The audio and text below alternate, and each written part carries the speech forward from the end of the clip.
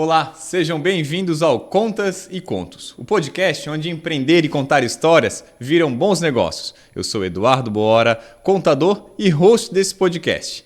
Tenho aqui ao meu lado também meu nobre amigo Wagner Coelho, que é professor, advogado, empresário e co-host aqui junto comigo. Wagner, seja bem-vindo. Obrigado, Eduardo. Hoje temos a grata surpresa, né, Wagner, de ter um convidado ilustre, uma trajetória brilhante e familiar também, né? Com certeza, né? Acima de tudo, um ser humano fantástico, um cara com uma história de vida e vida pela educação, pela cidadania, em busca, né, de melhoria na sociedade de uma forma geral. Então, acredito que vai inspirar bastante gente e vai ser uma conversa muito legal. E além disso, né, Wagner, um grande mentor, principalmente para você, né? Com certeza, né? Eu tenho esse privilégio, né, de ter um mestre, né, podendo ter consultas aí particulares. No 0800 ainda. Força de ensinamento. Seu Jonas, seja bem-vindo ao nosso episódio. Com certeza vai ser um episódio muito grandioso para a gente, né? Buscar um pouquinho do seu conhecimento aí, que é algo da sua experiência, que é algo ímpar aí para a gente, para quem está nos acompanhando também. Seja bem-vindo ao nosso episódio do Contas e Contos. Tá bem, muito obrigado pelo convite, obrigado pela oportunidade de a gente poder contar um pouco de histórias aqui da nossa trajetória, né? De alguns anos. De alguns anos e, quem sabe, inspirar alguma pessoa, né? Não digo a imitar, mas fazer alguma coisa parecida ou achar que é possível superar certos estágios, né? Com certeza. A primeira pergunta, eu quero saber se o Wagner é um bom vizinho para o senhor.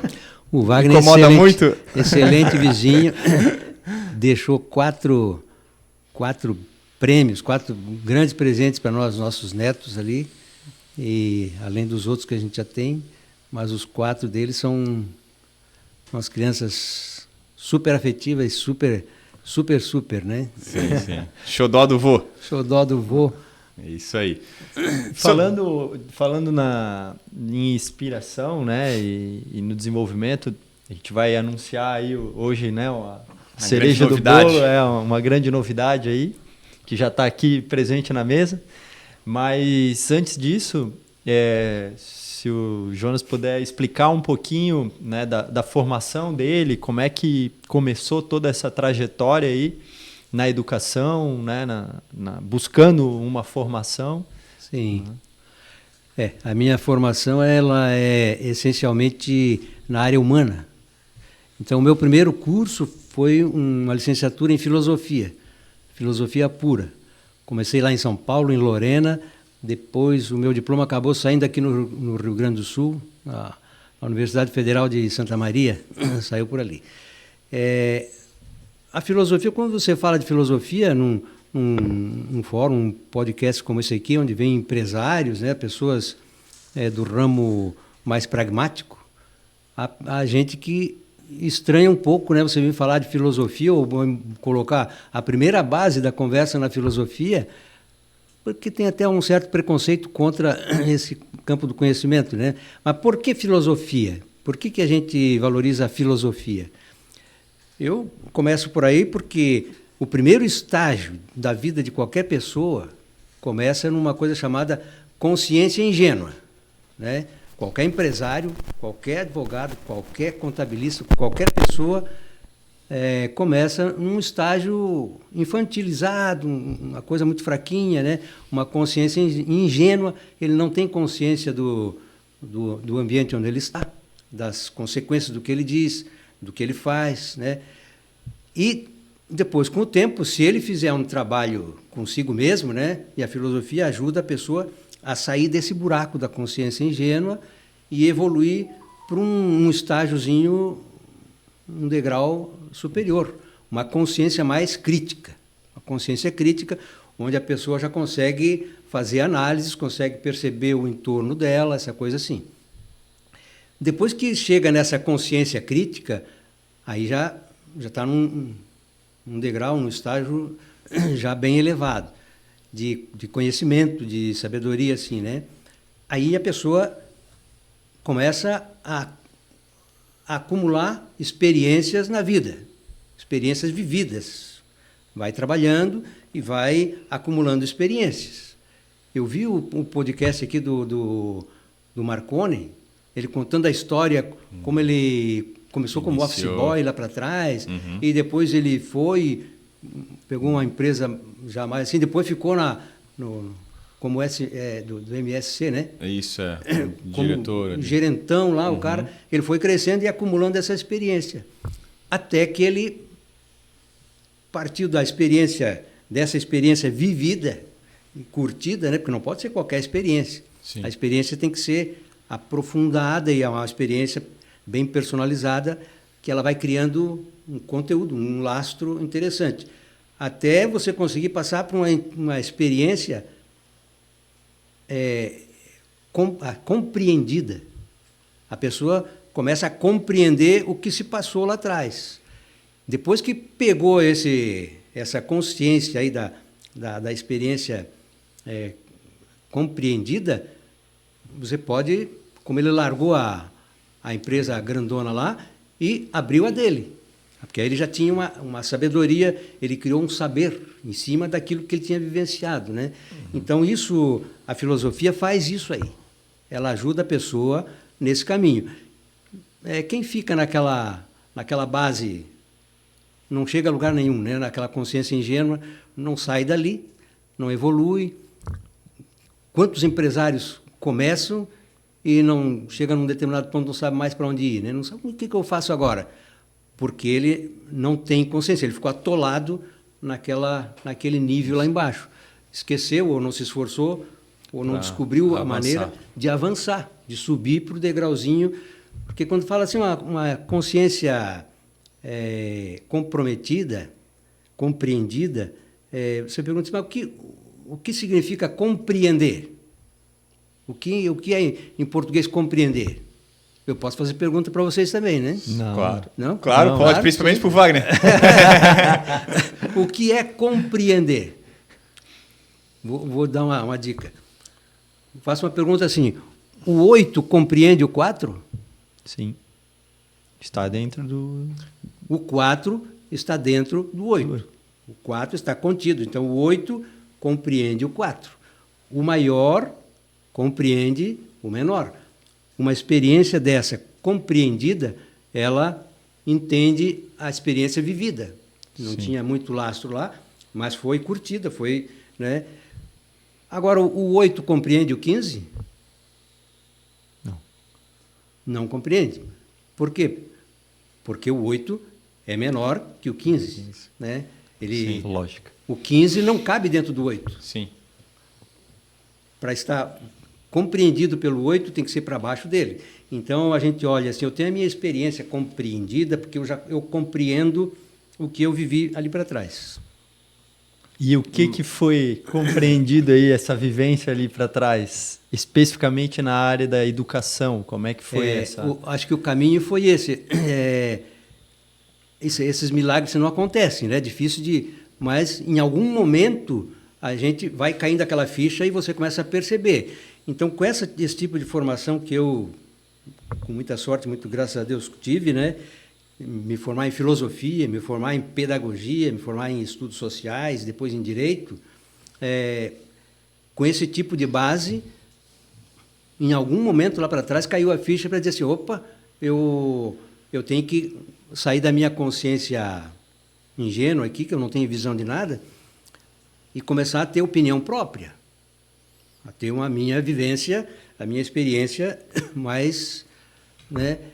Porque senão o ingênuo fica só repetindo o que outros falam, né? Exatamente. Aí fica, blá, blá, blá, é só um papagaio assim, né? E o grande momento é aquele que você sai de um estágio mais assim e dá um insight, né? E a pessoa consegue ir para um degrauzinho mais alto. Transformar a sua experiência de vida, né? E que possa levar também para outras pessoas, né? Acho que o primeiro passo é isso, não vai ficar para ti mesmo, a tua experiência tem que transmitir para o outro para ter valor, né?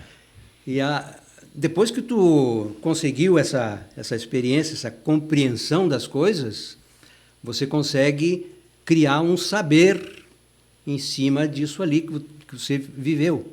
em cima do que foi vivido, do que você compreendeu, assimilou, entendeu, aí você cria um saber. Isso eu me lembro sempre do Marconi, que eu não conheço ele muito pessoalmente, mas ele, Sim. pela história que ele contou aqui, ele, depois de sair da gerência da empresa grande dele, ele partiu para criar a sua, porque ele transformou essa experiência compreendida num saber. Isso. Um saber, ele disse, então eu sei como fazer. E foi fazer a empresa de logística dele. Né? Muito pouca gente chega nesse estágio aí. É não verdade. consegue. Não é para todos, né? Não é para todos. A pessoa não consegue aprender ou não descobre o jeito de evoluir para sair desse degrauzinho para o outro, e chegar a ter uma opinião própria, uma visão própria de mercado, das coisas assim, né, de uma empresa, de uma família, uma mãe de família precisa isso aqui, um pai, qualquer pessoa, né, um Sim. contabilista, qualquer pessoa precisa entender que ele está um degrauzinho mais embaixo e que ele tem que evoluir. A filosofia faz isso, porque a filosofia ela puxa pela reflexão, ela força a pessoa a ficar pensando e a tentar descobrir uma forma de ser mais humano, de se transformar num ser humano. Sim. Né? Quanto mais humanizado você fica, mais gente você é, né? Com certeza. Você vai assumindo a essência mesmo do ser humano. E eu acho que até é um desafio, né, vamos falar do assunto do empreendedorismo, porque tem várias pessoas, né, não sei se vocês concordam comigo, mas que têm o conhecimento, absorve a bagagem, mas às vezes não consegue tocar um negócio, não consegue transmitir o que aprendeu, compreendeu durante ao longo da vida, para colocar isso em prática para ser dona do seu negócio, do seu ambiente de trabalho, de fato. Eu acredito que a pessoa não consegue dar esse salto aí de qualidade porque ela não consegue construir o próprio conhecimento naquela área específica, a expertise naquilo ali, né? Uhum. A pessoa se perde nesse emaranhado aí das experiências, né? E não consegue criar um saber. Exatamente. Eu vou fazer mais uma pergunta antes que tu puxe outra, né? Pode falar, claro. O que significa, o que quer dizer saber? Pegar um dicionário em português, quais são o significado de saber? Tá analisado com conhecimento associado ao eu. Associado, Sempre conhecimento, né? Sempre, exatamente. Sempre essa é a essência. Mas saber tem um significado certinho do dicionário, que é sentir o sabor. Então você você pega um sujeito, veio lá não sei de onde, nunca comeu feijão, e você vai explicar para ele, o sabor do feijão é o seguinte, explica, ele não vai entender nunca o que é. O que tem que fazer? Pega uma colher de feijão e faz ele provar o feijão, faz ele experimentar, porque só sabe quem experimenta. Exatamente. Então, se a pessoa não consegue, um empresário assim, isso já dá um belo corte, hein? O empreendedor não experiencia, não tem a experiência. Se ele não tem experiência, ele não trabalhou a experiência dele na vida e transformou aquilo em um saber, não sai. Ele não consegue dar a volta ali, e por isso que a maior parte começa e um ano depois fecha. Já fecha. Porque não tem essa expertise. Acha que o Wagner é um advogado bem-sucedido e você é um advogado também igual a ele, mas por trás do que hoje o Wagner tem muita história, tem muito aprendizado, tem muito conhecimento. Tem que ter muito lastro. Exatamente, trás, né? Isso então, faz sentido. A minha formação foi essa, né? Direito, pedagogia prepara o professor, né? Professor é o campo da educação, é ali, né? Então, eu fui acumulando a filosofia, que trabalha com filosofia da ciência, dei aula de filosofia da ciência lá no curso de Ciências Contábeis. Numa sexta-feira de noite, aquela gurizada querendo tomar cerveja e eu falando de filosofia da ciência, né? Mas filosofia da educação, que eu lecionava lá no curso de pedagogia, essas coisas assim. A palavra professor vem de que verbo? Professar ou proferir? E agora, hein? Professor. Agora só com quem, professor? Professor. Também eu vou pelo professor. Quem faz pergunta aqui sou eu agora. O jogo virou. Né, cara? Não é professar, não. Professar significa acreditar. Eu professo essa fé aqui, não sei o quê. Eu acredito nisso aqui. É do verbo proferir. Professor é aquele que profere diante de. Ele é um professor. Sim. Tem uma turma escutando e ele profere uma aula. Ele profere. Mas é só. Porque ele não chega a ser um mestre, por exemplo, né? Um mestre, um magister. Magis, mais, ter, 3. O mestre é aquele que sabe 3 vezes mais. E o mestre tem discípulos, o professor tem alunos. Os discípulos seguem o mestre. Era assim com Sócrates, com Jesus, com os mestres, né? O discípulo vai atrás. E o magister, professor, exerce o magistério. Um juiz exerce a magistratura. Magistrado e mestre, magíster e magistrado, são muito parecidos, porque o juiz julga, né? Ele exerce a magistratura ali. Mas o professor também julga. Avalia e dá 4. Avalia, dá a nota na prova, né? E faz o julgamento. E no direito, o direito educacional se importa muito com esses julgamentos do professor. Porque o aluno é um contratante, ele contrata um determinado produto, a educação é um produto, não é mercadoria, mas é um produto, e ele precisa levar aquilo para casa. Só que a educação é uma coisa que tanto depende da apresentação do professor, da didática, quanto da boa vontade do aluno, né? Se o aluno fica lá mexendo no celular, brincando e não presta atenção, ele não se apropria. Tem professor que vai dar jeito, né? Não tem jeito, porque o aprendizado é uma apropriação. Não é no conceito contábil, né, de patrimônio, mas a pessoa pega, ele vai lá e compra tantos créditos, compra o 6º período do curso tal. Chegou no fim, ele pega, isso aqui é meu, é minha propriedade, eu boto no meu patrimônio pessoal. E a educação, ela é assim, ó, é uma coisa que envolve informação, conteúdo e formação. Né? A pessoa, para se considerar educado, tem que ter as duas coisas. Tem que ser bem formado, não pode ser mal educado. O cara tem que ser transformado, ele tem que assumir uma forma. Então, você informa, você forma, bota ele dentro de um quadradinho, ele é redondo, vai ficar quadrado dentro daquela forma. A escola faz isso, a família faz isso, forma a pessoa, transforma ele de um cidadão menos consciente para um cidadão mais consciente, mais participativo, essa mais coisa crítico. Assim, né? Mais crítico. Esse é o papel.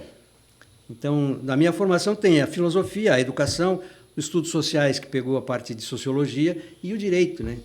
O direito, que é uma coroa. Então, depois nós vamos falar um pouquinho do nosso livro ali, Direito Educacional, mas um coroamento assim, de formação, vai pelo direito.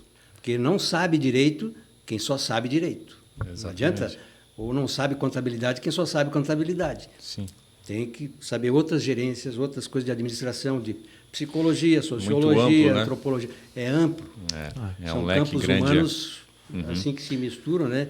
Então a pessoa não pode se iludir achando que eu estou numa área só, não vai dar certo, ele não consegue. Exatamente. Fazer. Ô Jonas, e aproveitando ali, são 4 formações acadêmicas, né, que você tem, né, de graduação.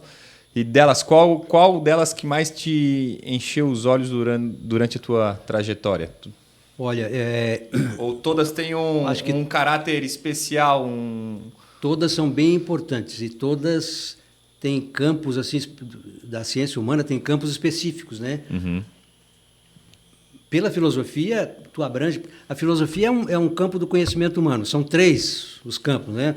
Ou você explica o mundo pela religião, ou você explica o mundo pela filosofia ou pela ciência. Sim. Não tem outro jeito. São os 3. Então, A religião é um campo específico do conhecimento humano baseado nos sentimentos. A religião não trabalha com lógica, não trabalha com raciocínio lógico, né? Ela trabalha com sentimentos. A pessoa sente, acredita, fecha o olho e cala a boca. Não fica discutindo a minha com a dele, não adianta nada. Sim, são não leva a lugar nenhum, né? Convicções próprias, particulares. Sim. Eu gostei disso aqui e vou assim. O outro gostou assim, então vai assim. Não adianta atacar o outro, dizer que é a tua religião, não sei o quê. É uma conversa mole, né? Não resolve nada. A filosofia trabalha com raciocínio lógico. Então, a explicação mítica, ela começou lá nos tempos da mitologia grega, veio até o século III a.C., mais ou menos, que o pessoal perguntava assim, mas como é que o mar é salgado? Aí o sujeito explicava lá, não, Zeus pegou um saco de sal e jogou dentro, misturou, ele salgou, ele é que salgou. Deus é que fez, Deus... Aí veio a filosofia, 300 anos de Cristo, lá com Aristóteles, Sócrates, Platão, aquela turminha ali, e levaram as explicações para dentro do raciocínio. Então não explicava mais assim, do jeito mítico, né? Explicava do jeito racional. Tem que ter lógica. Comprovações. Assim, né? E aí em 1300, depois de Cristo, veio aí o Galilei, o pessoal do início da ciência, e começaram a dar uma explicação diferente pela ciência. Pegavam a ideia da filosofia, botavam no laboratório, para comprovar fisicamente, no laboratório. Você pega esse elemento com esse aqui, mistura esse nessa temperatura durante tanto tempo e dá isso. E pode repetir 500 vezes que dá sempre igual. E aí fazia uma lei científica, né? Uhum. Então, não adianta dizer assim também, a pessoa dizer assim, isso aqui é científico, tu tem que acreditar porque isso aqui é científico. Não é assim, né? Uhum. Ou isso aqui você tem que acreditar, porque é raciocínio lógico da filosofia. Não tem que acreditar em nada, né? São ideias, são verdades relativas. Cada um tem a sua verdade. Cada um tem a sua abordagem, o seu jeito de explicar, né? De verdade absoluta mesmo, são poucas, né? A morte é uma delas, né? Que pagar impostos todo mundo vai pagar, né? Em alguma hora vai pagar. É verdade. E como é que foi pegar toda essa bagagem, né? E começar a trabalhar dentro de uma universidade, participar da construção de uma grande universidade, né? Se puder contar um pouco dessa trajetória também. Dessa trajetória. Eu, quando entrei na Univale, foi em 1977. Aí, o professor Mansueto Tres, que era o diretor-geral, ele me chamou lá um dia e disse assim, vou lá te mostrar a tua sala, e tinha mais gente junto assim e tal, foi lá, me apresentou, e ele disse assim, você vai fazer a orientação jurídica de todas as ações internas daqui da FEPEV, da instituição. Orientar os diretores, orientar os coordenadores e tal. Eu disse, bom... Responsabilidade. Era uma responsabilidade. Era em cima do regimento, né? Em cima do estatuto, a norma interna está ali, as resoluções. E fui indo e fui construindo um sistema dentro da Univale. Eu era assessor técnico. Isso começou em 77 e foi até 97. Em 1997, já com o professor lá, o Félix, o professor Félix Reicher, ele foi colocado, assumiu a assessoria jurídica. Então, a minha assessoria técnica durou 20 anos.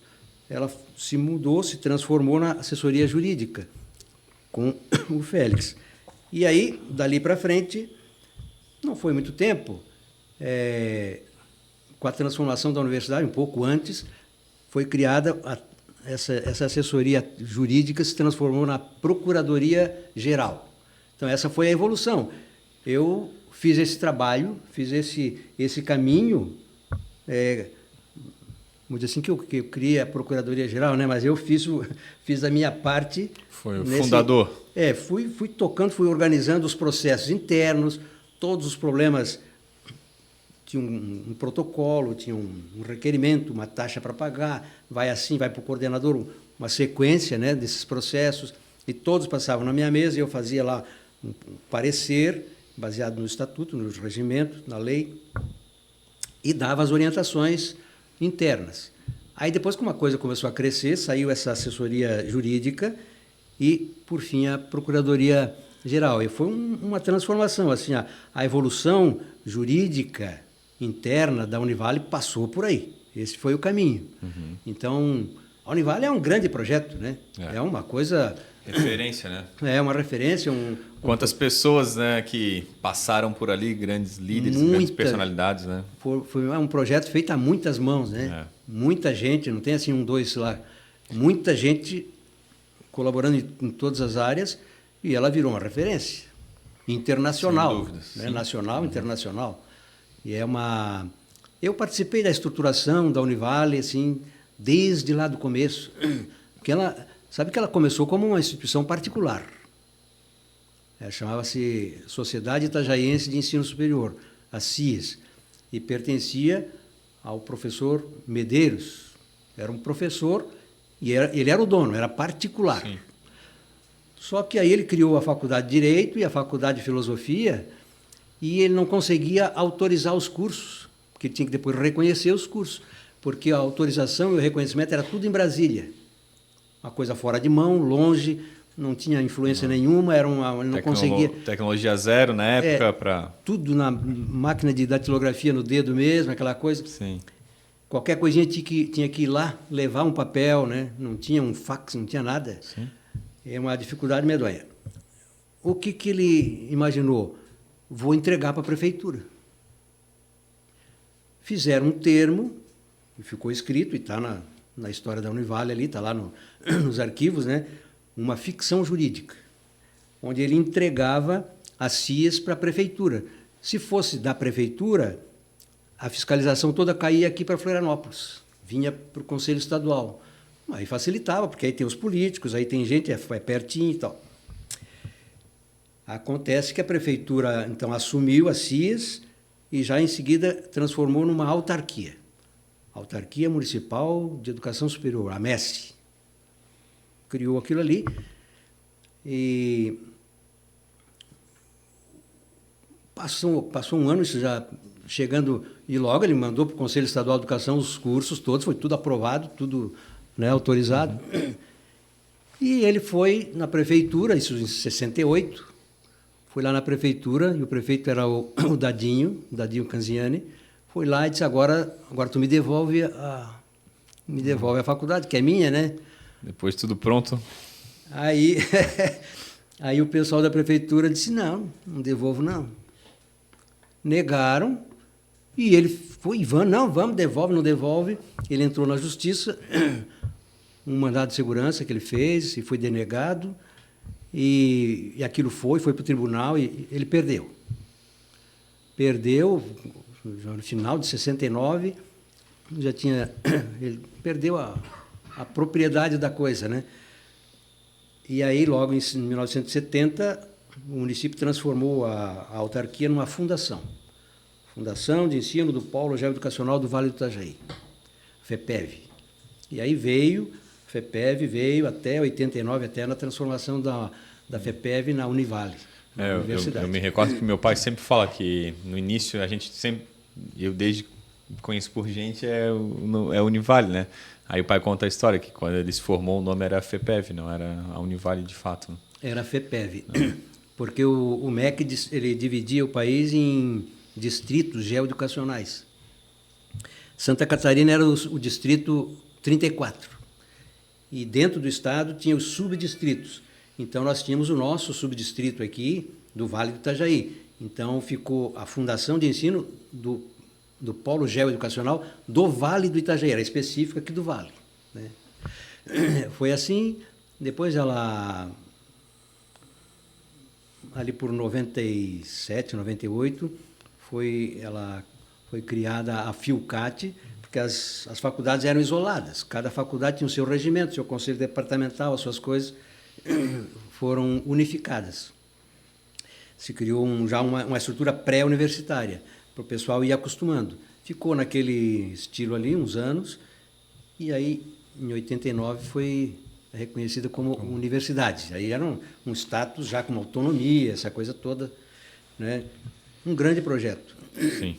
E aí, e quando que o senhor ocupou o cargo, a função de vice-reitor lá? Como é que foi essa... Foi. Esse convite aí. Foi uma... Esse desafio. Uma votação, né? Foi um desafio. Foi em 89, no final de 89. Então foi o primeiro vice-reitor da Univale. Foi. E aí, naquela hora ali, era a época das diretas já.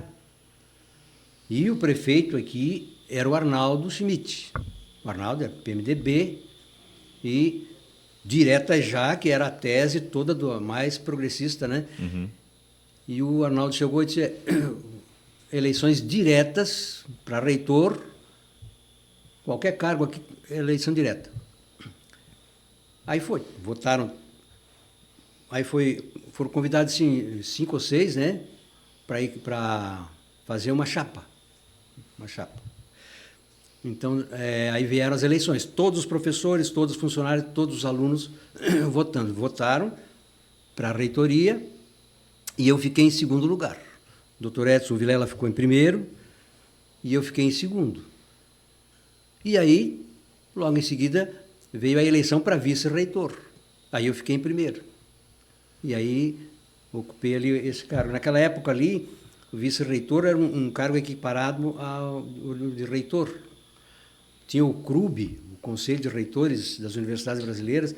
Quando ele convidava um reitor para uma reunião, convidava o vice também, convite separado, tinha uma autoridade, assim, era eleito, tinha um mandato, né? Sim. Foi assim.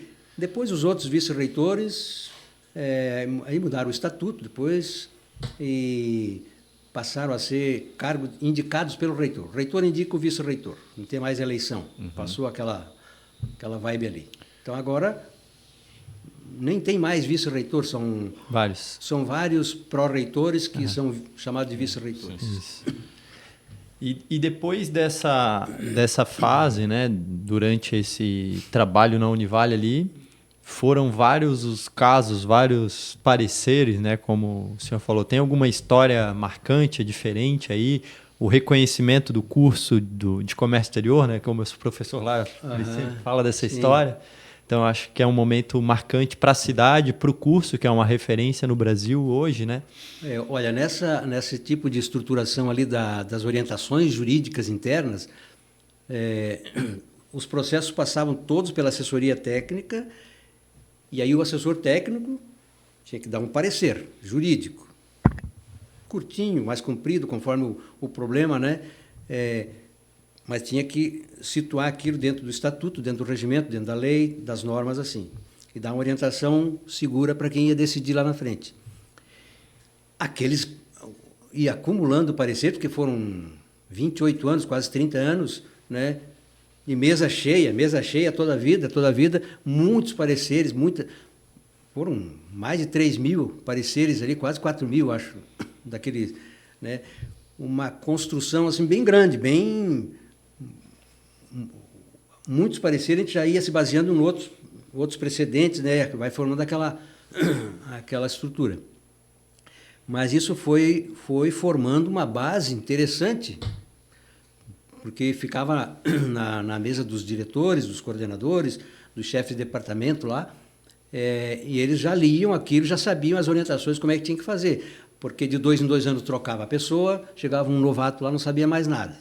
Então, já tinha aquilo, uma plataforma assim boa para ele seguir. Esses pareceres, a gente se metia também no Conselho Estadual de Educação. Porque o Conselho Estadual de Educação tinha pessoas, eram diretores de faculdade, de escolas, né, do estado todo, mas não era gente que não tinha muita formação para escrever parecer jurídico ou estudar lá, né? Não sabia muita coisa, né? Sim. Então, eu ia aqui com a Maria Eugênia, a filha do Bozó. do Bozó, né? A Maria Eugênia. Irmã do Heitor. Irmã do Heitor. Ia comigo, nós íamos toda Do quarta-feira. Ademerzinho. Nós íamos lá no Conselho Estadual. Já tinha uma cadeirinha na plateia para a gente lá. Eram os dois únicos, né? Ninguém ia lá. E depois a gente passava ali pela assessoria técnica do Conselho para ver como é que era. E ele sempre dizia, mas tu não redige para mim uma resolução assim sobre esse assunto, né? Que o pessoal não conseguia fazer. Eu disse, não, beleza, qual é o problema? Aí dava lá, a gente levava e mandava um rascunho. Ó, Uma prévia. uma prévia. Então, várias resoluções que o Conselho aprovou lá, saía por aqui. Saía pela nossa assessoria aqui, porque já tinha se formado esse tipo de saber, uma experiência vivida e já tinha, né, já tinha entrado já tinha criado um conteúdo legal ali, né? Então os cursos todos saíam por ali. A gente tinha que fazer um processo. Então todos os projetos de curso eram montados na assessoria. Esse de comércio exterior era interessante porque não existia no Brasil, né? Esse foi criado em 99. Isso. Existia o curso de administração com uma habilitação em comércio exterior. No final do curso, assim, 1 semestre ou 2 semestres lá de uma coisa específica para o comércio exterior. A Univale, aí o pessoal começou a falar disso. Não, vamos fazer um curso. A Univale tem autonomia para fazer, pode criar o currículo, depois manda para o conselho lá em Brasília, eles aprovam. Beleza, vamos tentar, vamos. Aí eu montei o projeto do curso, tinha uma reunião de professores, um grupo que fez o currículo, 4 anos, né, de comércio exterior específico. Aí chovia crítica, vocês são loucos, isso aí não pode, pô, isso aí não como é que vai ser, né? O CREA se manifestava dizendo, isso aí está tirando coisa da administração para botar no outro. E fica aquela discussão de problema novo, né? Sim. Mas acabou passando, o curso Foi ganhando força. foi pegando força e foi formando. Quando chegou na formatura, ainda tinha dúvida, ainda deu problema. Uns 4 ou 5 alunos entraram na justiça reclamando que o título que eles ganharam era de bacharel em comércio exterior, que não era bacharel mais em administração. Poxa, eu queria ser bacharel em administração. Bom, por que entrou nesse curso, né? Sim. Entraram. E acabaram perdendo, porque nós juntamos ali colegas de turma desses que se formaram, tinha gente com escritórios abertos na Europa, lá na Itália, em Londres, não sei aonde, em tudo quanto é lugar, o sujeito faturando com aquele título, né? O outro que não conseguia faturar é porque faltava visão, né? Não tinha noção do poder que ele tinha em mãos. E aí deslanchou, é um curso fantástico aí, né? Bem enraizado aqui, servindo muito a comunidade que é a região. Território, né? nosso, né? O Território. município nosso hoje é muito pujante esse setor, né? Então, Com certeza. Né? A gente tem muito, como município, a agradecer a própria instituição, a Univale, porque foi formadora, né, de grandes profissionais que a gente tem hoje no mercado, né? Foi graças à Univale, ao curso de comércio exterior. Uma formação específica em cima de um ramo, assim, né? Sim. Porque depois isso se espalhou pelo Brasil, né? E todo mundo, opa, como é que é? E começaram a copiar e fazer outras experiências, né? E ela se mantém como reconhecida como uma referência no Brasil inteiro, né? Esses cursos se chamava de cursos cash, né? Administração, pedagogia e direito. É curso de matrícula cheia, curso que dá dinheiro, matrícula que é sempre cheio, né?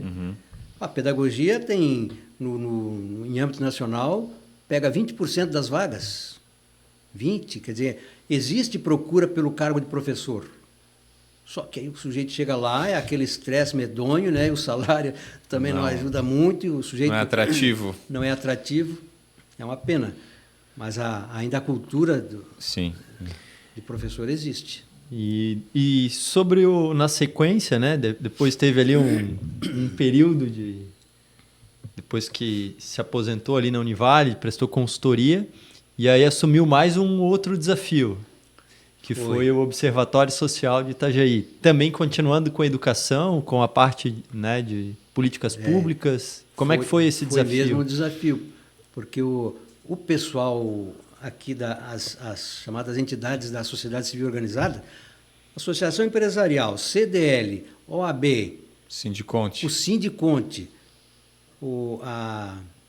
essa dos sindicatos dos patronais ali da... Facisc? Não. Fugiu o nome dela. Mas as grandes instituições Abraçaram. foram numa reunião em Maringá. E na Associação Empresarial, lá uma salinha, estava escrito Observatório Social de Maringá. Eles olharam, disseram, que legal, entraram, perguntaram como é que era aquilo. Aqui nós fazemos o monitoramento das contas públicas do município.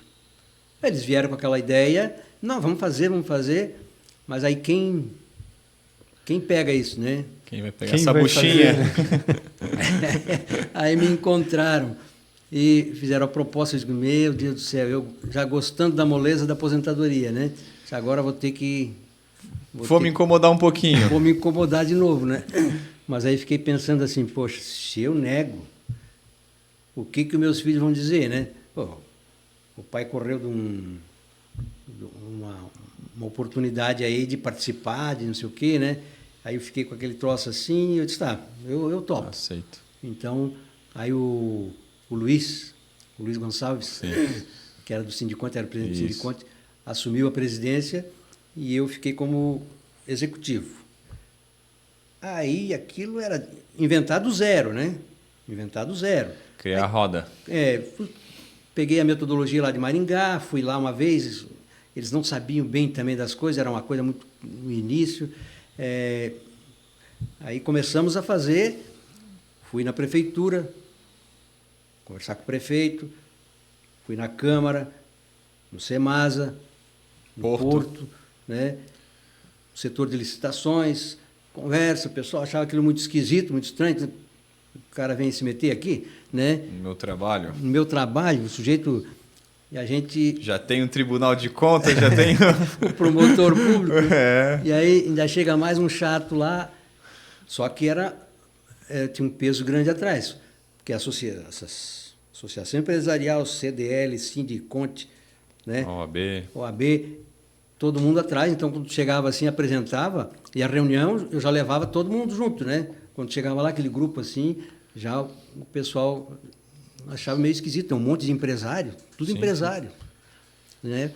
E foi começando assim, aí foram estabelecendo uma metodologia e logo em seguida, pelos tantos lá, saiu a lei da transparência, obrigando a transparência, aí começou a fazer... Facilitar dando trabalho. Começamos a pedir vistas, porque chegou uma época ali que não deixava a gente ver os processos. Eu queria ver um processo, um contrato, e baseado aqui na lei, não. O secretário de administração lá dava uma empurrada, e aí foi para o jurídico. O procurador-geral do município negou, mas escreveu umas 15 folhas, negando. Aí eu disse, barbaridade, não está entendendo ainda a chegada do novo espírito, né? Sim. E aí eu combinei com o presidente da OAB e fomos com a diretoria da OAB inteira. Eu marquei uma reunião lá com o secretário e com o procurador. Aí eles... Não falei quem vinha, né? Não, quem vai aparecer? Não, sou eu só. Na hora, chegaram mais uns 5 ou 6 engravatados, né? A gurizada da OAB veio, os advogados, e entramos.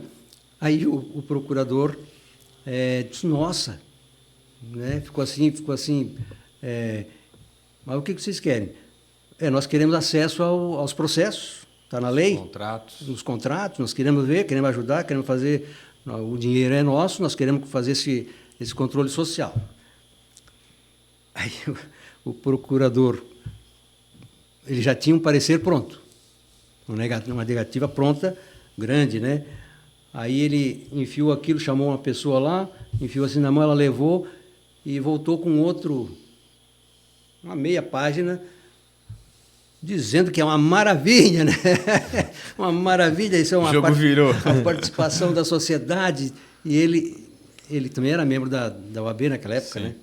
E ele cedeu, assim, foi muito interessante. Aqui foi uma conquista rápida do terreno, né? Sim. E aí a gente foi indo, foi participando. Era um observatório, ele é uma instituição da sociedade civil organizada, que trabalha, não é fiscal, né? Não faz fiscalização, porque não pode dar multa, não é? Sim. A gente fazia, né, monitoramento, monitora a qualidade dos gastos públicos. Poxa, vamos comprar um carro, então estabelece lá um carrão assim, né, que todo mundo, a gente é meio do povo, olha assim, pô, mas não precisava aquilo ali, né? Compraram um carro uma vez e era não lembro mais o que, mas precisava, eles tinham que carregar uma mesa de plástico para as reuniões. Aí compraram um carro grande com a carroceria atrás, um troço fechado assim, né? Robusto para... Gastando um monte. Aí a gente brigava por essas coisas. Aí brigamos uma vez, por exemplo, que eu me lembro assim, de Secretaria de Educação comprou meias para o uniforme. Eles botaram no edital, meia, não podia ter aquela costura na ponta. Sem ser inteira, Sim. né? Uhum. Inteirinha assim, tecida assim, de lá, fecha lá, de lá para cá, né? E fecha Sim. em cima. Poxa, ela custava uns R$8 cada par. A outra com a costura custava uns R$1,50. Fazendo, poxa, para botar no pé da gurizada, chutando bola e pode ser essa aqui. Não, porque não pode. Não, porque... E ficava naquela coisa, né? A gente ia para cima, conseguia uns avanços. Mas nessa participação, assim, o observatório... Importante para o conseguiu, município. Importante para o município. O prefeito ali, o Jandir, me chamou muitas vezes lá, coisas que ele não conseguia resolver. Ele dizia assim, vem cá, tu faz um pedido e eu mostro, porque a base do partido era muitos partidos, cada um queria um pedaço da coisa, ele não conseguia decidir. Eduardo sabe bem como é isso. Ele não conseguia, aí ele pedia para eu, aí a gente fazia por exemplo, ele tem uma bomba de óleo, de diesel, dentro da Secretaria de Obras, para abastecer lá os tratores, as coisas, e de gasolina. A gasolina a requisição era um papelzinho assim, né? E abastecia o pai, a mãe, o filho, o cunhado e a turma toda, né? Os carros todos, não era um só, né? Coisa linda. E aquilo incomodava, e o Jandir estava incomodado com aquilo, disse, vamos... Através do observatório... Vamos disciplinar esse negócio. Organizar. Eu fui na prefeitura de São José, e São José já fazia com cartão, o motorista do carro tem um cartão, só ele que abastece, e tudo fechado. Porque eles pegavam um carro, iam para Floripa, atravessavam o sinal vermelho a 60, 80 por hora, né? A multa vinha, não sei quem paga, né? Acabou. Não tem a multa, se tu fez a barbeiragem, é você que vai pagar, tem que descontar lá. Então, São José tinha uma experiência boa, e nós trouxemos, e o Jandir já... Unificação dos almoxarifados, por exemplo. A educação tinha um almoxarifado, a saúde outro almoxarifado, vários almoxarifados. Nós começamos a trabalhar em cima assim. Blumenau tinha dado um pulo e tinha unificado os almoxarifados.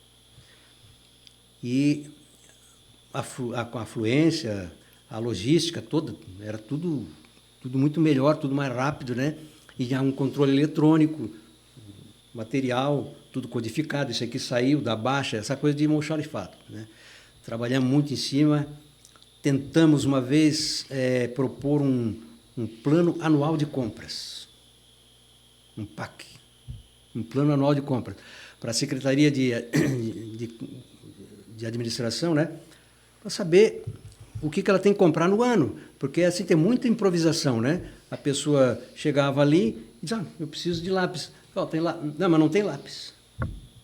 Ou comprava uma batelada de caneta, de um ano para outro, secava a caneta. Quando a pessoa recebia a caneta e ia escrever, ela não funcionava mais. Não funcionava mais. E assim, essas coisinhas, né? A gente ficava participava muito. E eu comecei a puxar o observatório para o lado da educação para a cidadania fiscal. Porque não adianta, assim como era a época, eu já estava começando, combater a corrupção. Combater corrupção. Corrupção não se combate. Corrupção, todos nós, esse é o pecado original da humanidade. Todo mundo é corrupto em alguma medida. Todo mundo faz bobagem, uns muita bobagem, outros uma bobagem menor, mas todo mundo está nisso aí. Não adianta. Tem que educar as pessoas para não serem corruptas. Então, educar as pessoas para serem cidadãos. Na base. Tem que ir lá na educação. A família, educar a pessoa para ser um cidadão participante e para... saber dos direitos, dos deveres. Sim, direitos e deveres. E não se criar um corrupto, né? Um maluco com espírito de ladrão, querendo meter a mão nas coisas, né? Então, isso, nós fomos puxando para esse lado, começamos a fazer, durante vários anos ali, oficinas de cidadania, e a gente trazia a gurizada das escolas para dentro do observatório, grupos de 15, 10, 15, assim, adolescentes, e fazia oficinas, aluno, ia mais ou menos uns 400 alunos por ano, né? Aí, no dia, aquela turma que estava na oficina ali, a gente levava para a licitação. Então, enchia a salinha de licitação de gurizada, todo mundo com o caderninho, anotando e perguntando para o pessoal da banca lá, né? O pessoal que estava perguntando, mas por que deu esse preço aí? Por que não sei o quê, né? Legal. A piazada querendo saber. Curiosa. E muita gente foi se incomodando com aquele negócio. Isso aí é uma intromissão aqui, né? Nós queremos trabalhar e nós queremos educar o nosso adolescente para daqui a pouco ele participar do poder público. O dinheiro é meu, o dinheiro é nosso, né? Não tem assim porque tu largar e dizer, não, faz o que quiser, joga fora. Não pode. Não pode. Aquelas licitações assim, dirigidas, né? Os cartéis, né? Que coisa. As construções, é tudo... A gente se metia muito. Fizeram um asfalto lá no bairro. Estava a gente lá com uma ponteirinha, um martelo. Para medir a altura. Para medir quanto deu. Tanto no asfalto, tanto na brita, tanto não sei o quê. Porque no contrato estava escrito. E geralmente era fininho, né? Era mais fino. Casquinha de ovo, como dizem. Para economizar o negócio. Então, isso fazia parte da educação para a cidadania e educação, assim, para educar a pessoa para combater a corrupção, né? Sim. Não adianta vamos combater. Combater como, né? Tem que ir na base, né? Tem que ir na base. Tem que aprender, criar esse saber ali para a pessoa. Isso funcionava bem, dava bom resultado. Eu acho que foi uma grande contribuição, ainda é, né? O observatório está aí, está trabalhando. É uma grande contribuição para o município. Com certeza é um legado que você deixou aí para várias gerações, né? Fiquei 8 anos ali, estabelecemos bem uma metodologia, né? A maior parte, como eu tinha sido professor da Univale, a maior parte em trabalhar com estagiários, todo mundo conhecia o professor, essa coisa. Então, e mesmo dentro da prefeitura, muitos tinham sido meus alunos, assim, coisa assim, né?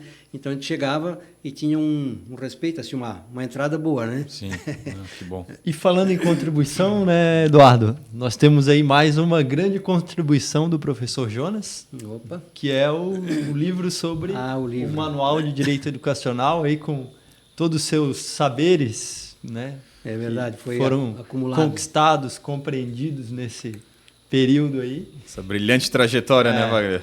E fala um pouquinho para a gente, então, professor Jonas, sobre o livro, né, a origem do livro. O livro. Quem são os públicos-alvo? O livro é este aqui. Então, o nome dele é Manual de Direito Educacional. Mas embaixo tem um outro subtítulo. Introdução à Teoria Geral do Direito Educacional. Aí o tiro foi um pouco grande, né? Foi meio ambicioso, assim. Poxa, nunca ninguém escreveu uma teoria geral do direito educacional, pelo menos não tenho conhecimento, nunca vi. Mas como eu tinha essa minha base boa de filosofia, de educação e de direito, juntei as três, eu já estava juntando há tempo, né? Resultou nisso aqui. aquela experiência vivida lá, sentadinho escrevendo parecer e resolvendo o problema dos outros, resolvendo não, ajudando a resolver, né? Porque ninguém resolve o problema de ninguém, né? Quem cria o problema tem que resolver. Tem que resolver. Mas a gente ajudava ali, aquilo foi acumulando e se transformou num saber, num manual, porque o que está escrito aqui são coisas que eu sei. Mas como é que eu sei? Porque eu construí esse saber aqui... Porque você experimentou. Desse jeito, eu experimentei lá, brigando, nossa, muita briga para passar uma tese assim, né? Tem gente que não concorda.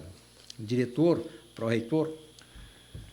Então, é uma introdução geral ao direito educacional, uma ferramenta para a escola e para o fórum. Porque o público-alvo desse livro aqui são as escolas, quem é diretor, quem é professor, pessoal de pós-graduação em direito educacional, né? Orientador, né? Orientadores. Pedagógico. Toda a equipe educativa toda tem problemas de conflitos dentro da escola, né? Tem muito problema. E o fórum, aí todos os operadores do direito, né? Advogados, ministros, juízes, Ministério Público, pareceristas, assessores. Aqui tem uma base boa, uma base filosófica, mas a filosofia não é assim teoria, blá, blá, blá, assim uma conversa mole, né? Sim. A filosofia é uma coisa prática. A filosofia é para te ajudar a resolver as coisas, te orientar, dar um... Então, o direito educacional, ele evoluiu assim. Eu até coloco um capítulo aqui sobre o primeiro caso de direito educacional que foi resolvido no Brasil, em 1686. Foi o caso dos moços pardos. Dos moços pardos. Os jesuítas que tocavam a escola no Brasil e outras ordens religiosas resolveram, a pedido assim, por pressão da sociedade branca, da oligarquia, da elite branca, né, colonialista ali, resolveram tirar os negros e os pardos da escola. Não, vocês aqui não. Sai fora. E tiraram todo mundo, expulsaram todo mundo da escola. Eles se organizaram, mandaram uma petição para o rei em Portugal, Dom Pedro, não era o Dom Pedro I e II aqui, era o Dom Pedro lá. Mandaram e o rei ficou indignado com aquilo, mandou, certo, o advogado dele fazer o estudo lá, como é que é o negócio? E saiu uma decisão jurídica lá, dizendo assim, é obrigatório aceitar a presença de brancos, pretos, pardos, seja quem for. Entrou na escola, fica lá, né? Resolveu e obrigou o superior dos jesuítas a assumir a coisa. Se não fizer, eu tiro o apoio financeiro para essas escolas. A redízima. Eu corto isso ali. Aí todo mundo voltou. Então foi o caso típico assim, de solução jurídica para um problema criado dentro de uma escola, né? Eu coloco isso como o primeiro caso. Porque essa primeira fase de 1500 até 1930, até o começo da República Getúlio, é a primeira fase do direito educacional. Pouquíssima produção legislativa, jurisprudencial, assim, doutrina não tinha nenhuma, era uma coisa muito difusa, assim, né? Sim. Depois veio uma fase institucional, de 1930 até 96, quando saiu a LDB, a segunda LDB. A primeira tinha saído em 61, o João Goulart assinou, que ela sempre, essas leis da educação tem muito entrave, porque tem muita disputa de poder, porque a educação é muito poder, né? Então, principalmente escolas públicas e escolas particulares, né? A educação pública, a escola particular vem avançando, né, de monte, assim, é uma coisa... E sempre foi histórico isso aí. Essa LDB de 61 já estava desde 1940 e pouco, acho, já no Congresso, e não aprovavam. De repente, alguém soltou, bateu na mesa do Jango, João Goulart, e ele pegou e sancionou a lei na hora. ele queria aquelas reformas e tal, sancionou a primeira LDB. Então já foi um avanço assim para ele. Depois a outra saiu em 96. Então de 1930 até 96 houve um avanço interessante, né? Em 32 saiu aquele manifesto da Escola Nova, um monte de educadores, uns 50, 100 lá, se reuniram e escreveram um manifesto dizendo que a escola tem que ser assim, tem que ser assado, já assumindo, né?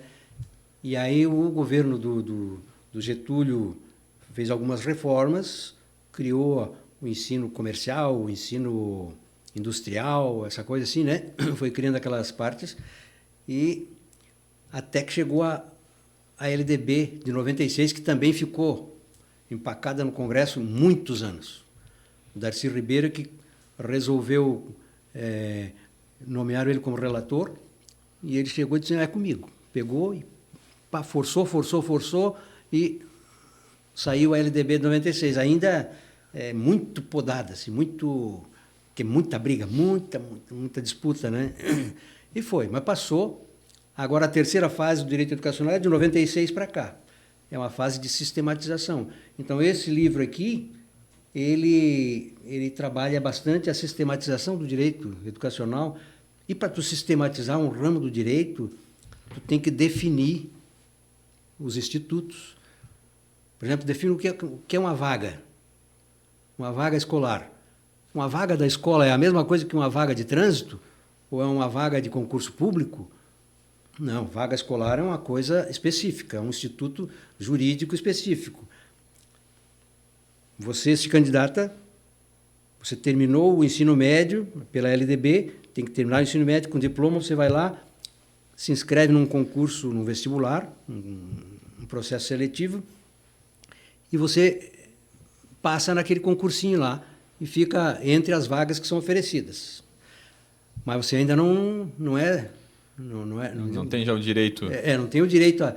Que hora, assim, em que segundo que você diz assim, essa vaga agora é minha, essa aqui eu vou ocupar.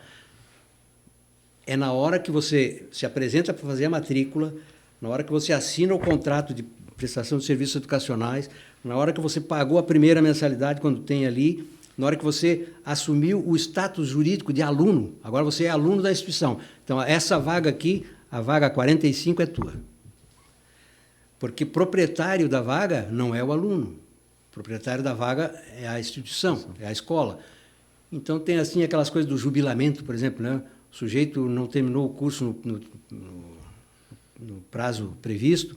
Nas escolas públicas federais, algumas ainda aplicam isso. É uma coisa da ditadura, né? Um lixo da ditadura que ficou. Sim. Mas, chega, não, você não vai terminar no prazo, então está fora. Caça a matrícula dele, dá tchau, você tem que voltar a fazer vestibular de novo, né? Então, essas coisas assim é que vão compondo a história toda, né? E vai saindo esse tipo de conhecimento. Esse livro aqui é resultado disso, resultado dessa experiência vivida, mas transformada num saber. Aí, então, eu fiz uns quadros aqui para trás, botei em anexo aqui, umas matrizes, né? Uma matriz conceitual. Tá aqui até o da vaga está aqui, né? Para definir o que é uma vaga, tu vai definindo as características dela até tu chegar... Preencher todos os requisitos. Tudo, até chegar na essência, né? Essência ou quididade. Vaga escolar é o espaço jurídico que se abre ao candidato depois de classificado e ou preenchidas as exigências e condições de ordem legal e institucional, possibilitando-lhe o acesso ao status e à condição jurídica de estudante. Mas isso para tu definir, para tu chegar nesse conceito, vai pegando pontinho por pontinho desses aqui, né? Então, essa metodologia, o quadrinho aqui, eu que fiz o quadro, mas baseado na filosofia, sim, né? Uhum. Na lógica lá, ainda puxando o velho Aristóteles, a árvore do Porfírio, né? A árvore porfiriana das categorias, porque tu tem que classificar as coisas dentro do ramo, estabelecer uma classe, estabelecer o gênero. Direito educacional pertence ao gênero direito, Mas a diferença específica para esse ramo é educacional. E aí, natureza jurídica, e vai indo. Né? A autonomia tem método próprio, tem finalidade própria, né? Porque para definir a essência de alguma coisa, não é fácil. Não é fácil. Você vai definir a essência dessa mesa aqui. Vou perguntar para vocês, estão muito quietos. Né? Qual é a característica essencial para uma mesa, para ser uma mesa, para isso aqui ser considerado uma mesa? O que faz com que uma mesa seja uma mesa? Ela deve suportar objetos que tenham acesso mais fácil para... Mas ela suportar pelos pés? Com os pés? Com pés e um tampo. Tem que ter pé? Não necessariamente. Ela pode ser um bloco único. Pode ter 4 pés? Pode ter 4 3 pés, 2 pés, um pé. Um pé, um bloco pé? único. Uma pedra só é uma mesa? Nem um pé também? Sim, Se for dependendo. um bloco único. Não, você pendura uma cordinha em cada canto, pendura no teto. Não tem pé. O essencial, então, é esse suporte, é o tampo. O que faz com que uma mesa seja uma mesa é isso aqui, ó, é o tampo. Não é o pé, não é a cor, não é se é retangular, se é quadrada, redonda. Né? Então, é isso aí, tu vai definindo as coisas pela essência. Né? Ah, mas tem um banquinho com essa mesma cor, também tem pé, tem tampo. Por que não chama de mesa? Porque a finalidade dele é outra, né? Ele é feito para a gente sentar em cima. A classificação fiscal de mercadoria segue essa lógica. A essencialidade, assim. A finalidade. A finalidade. Porque é muito importante o fim a que se destina as coisas, né? Sim. A finalidade. Sim, exatamente. E o método, a coisa que segue ali. E essa finalidade aqui desse livro, qual é? Para a gente ir encerrando o É verdade. nosso capítulo. A finalidade desse livro é colocar à disposição um saber aqui, acumulado, né, de 2 grandes grupos. Os que atuam no mundo escolar ou acadêmico, professores e alunos e pais e administradores, e os que atuam no mundo altamente especializado e em constante mudança dos aplicadores do direito. Então, a finalidade dele, o público-alvo, são esses. É o pessoal do fórum e o pessoal da escola. Ele possam agregar conhecimento para esses 2 grupos aí, de fato. Dar suporte às decisões desses grupos, porque quem está na administração de uma escola faz muitos julgamentos e tem muitos problemas, né? Você está numa escola assim de ensino médio, pode expulsar um aluno por indisciplina, o cara incomoda mais do que um caminhão de macaco, né? Pode expulsar esse guri, tira... Não pode. Não pode. Porque por um princípio constitucional que garante a permanência da criança, do adolescente na escola. O ECA garante. Só pode afastar a pessoa por atos infracionais. Atos que já são previstos como crime em lei, coisa assim, mas não é a escola que vai resolver. Avisa o conselho tutelar, o conselho tutelar estuda, prepara, encaminha para o promotor da infância e da adolescência, vai para o juiz específico, né? Então, de lá sai uma decisão, então, esse guri aqui é infrator. Então, aí tem as casas de... Mas tem muita escola que faz bobagem, assim, por falta de orientação jurídica, falta de alguém, um advogado, um especialista, um consultor que diga, não, isso aí não pode. Por falta de um manual. Falta de um manual, exatamente. Sim. Um manual, de repente, a resposta que a pessoa procura está aí. Está aqui. Né? E onde encontrar os livros, Jonas? Olha, esse livro ele é da editora Viseu, essa editorinha aqui. A editorinha não é grande, tem uns 10, 12 anos, muito livro. E eles lançaram esse livro como e-book, então está pelo mundo inteiro, em 35 sites. Se botar Manual de Direito Educacional Jonas, o Google debulha lá uma lista gigante para você comprar. Custa $5, $5,45. É vendido na Amazon, amazon.com.br, que é onde a editora coloca. Depois os outros sites pegam dali, né? Outros streams pegam dali. E o livro físico vai ser lançado hoje, dia 9 de julho, né? Então, aí lança para as livrarias. Então, a editora tem aquela batelada de livrarias, eles compram o livro, porque isso aqui tu compra on demand, né? Por demanda. Tu pede para a Amazon ou para onde vende lá, eu quero um desse. Aí eles mandam imprimir o livro. 1 ou 2 dias depois o livro está pronto. Já mandam assim, né? Então as editoras, as livrarias têm que comprar o livro já físico para vender. Eles não, né? É o estilo da editora. Tomara que funcione, tomara que as pessoas utilizem isso, tomara que consigam aproveitar, né? Agregar conhecimento através do seu saber. Do meu saber que foi acumulado aí.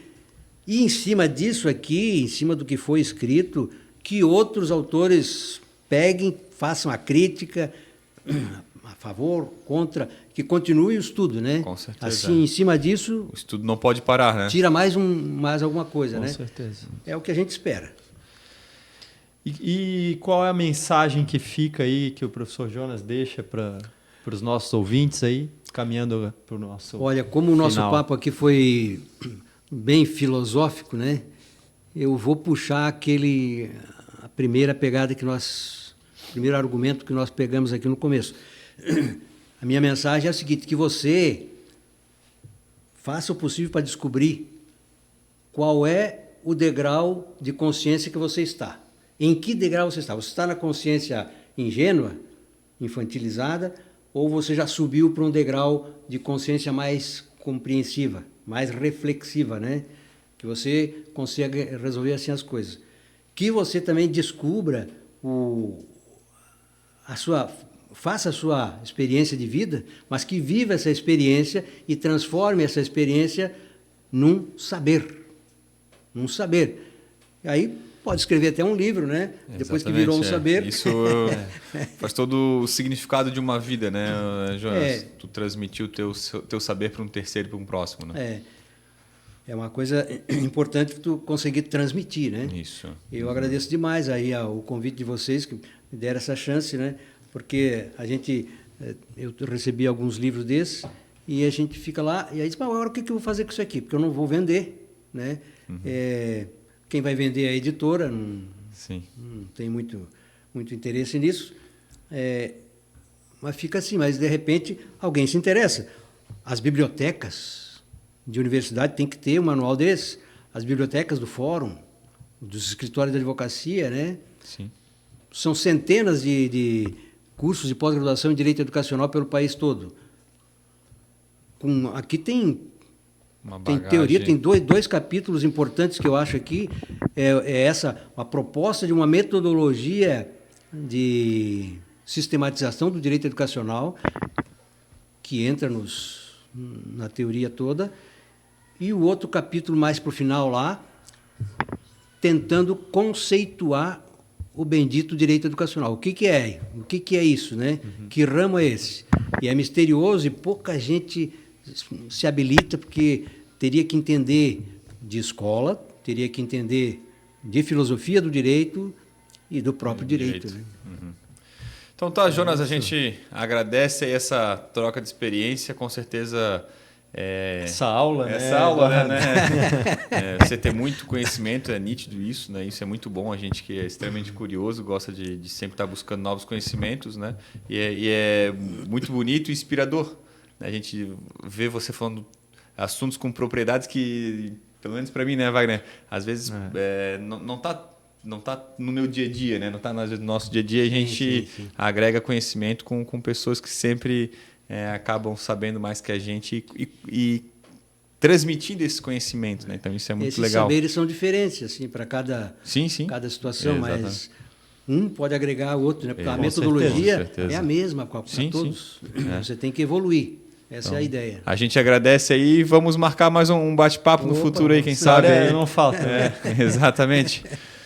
Pessoal, desde já quero agradecer a audiência, vocês que estão nos acompanhando. Não deixe de seguir o Contas e Contas no Instagram e também se inscreva no nosso canal do YouTube para você ficar atento para mais histórias brilhantes assim como a do Jonas. Pessoal, um forte abraço e até o próximo episódio. Um abraço, pessoal. Fechou?